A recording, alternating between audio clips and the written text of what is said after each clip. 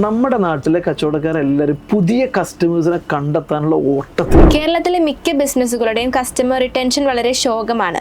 കസ്റ്റമേഴ്സിനെ മെയിൻറ്റെയിൻ ചെയ്യാൻ എന്താണ് അതിന്റെ റീസൺ എന്തായിരിക്കും? അതിൻ്റെ ഒരു പ്രധാന കാരണം നമ്മുടെ നാട്ടിലെ കച്ചവടക്കാരെല്ലാവരും പുതിയ കസ്റ്റമേഴ്സിനെ കണ്ടെത്താനുള്ള ഓട്ടത്തിലാണ്. ഈ പുതിയ കസ്റ്റമേഴ്സിൻ്റെ പുറകെ ഓടുന്നതിനിടയിൽ ഈ പഴയ കസ്റ്റമേഴ്സിനെ മെയിൻറ്റെയിൻ ചെയ്യാൻ മറന്നു കഴിഞ്ഞാൽ ഒരു ബിസിനസ്സിനും ഒരുപാട് കാലം പിടിച്ചു നിൽക്കാൻ പറ്റില്ല. ഇപ്പോൾ നിങ്ങൾ ഏത് ഇൻഡസ്ട്രിയിലാണെങ്കിലും ശരി, ഏത് ബിസിനസ്സിലാണെങ്കിലും ശരി, നിലവിലുള്ള കസ്റ്റമർക്ക് ഒരു best experience, best service, best happy ആക്കുന്നതിന് ആവശ്യമായ കാര്യങ്ങൾ ചെയ്യൽ നമ്മുടെ പ്രൈമറി ഉത്തരവാദിത്തം. അത് ചെയ്തുകൊണ്ട് തന്നെയാവണം നമ്മൾ എന്ത് ചെയ്യേണ്ടത്, പുതിയ കസ്റ്റമേഴ്സിൻ്റെ പുറകെ ഓടേണ്ടത്. അപ്പോൾ വന്ന കസ്റ്റമർ പിന്നെയും വരണമെങ്കിൽ നമ്മളുടെ കസ്റ്റമർ റിട്ടൻഷൻ അല്ലെങ്കിൽ കസ്റ്റമർ ടച്ച് പോയിന്റ് അനലൈസ് ചെയ്യണം. ആ ടച്ച് പോയിന്റിനെ നമ്മൾ കൃത്യമായിട്ട് മാപ്പ് ചെയ്തിട്ട് അവിടെ ഒരു എലൈറ്റ് ആയിട്ടുള്ള കസ്റ്റമർ എക്സ്പീരിയൻസിന് നമ്മൾ എന്തൊക്കെ ചെയ്യണം, അത് പ്ലാൻ ചെയ്യണം, അത് എക്സിക്യൂട്ട് ചെയ്യണം.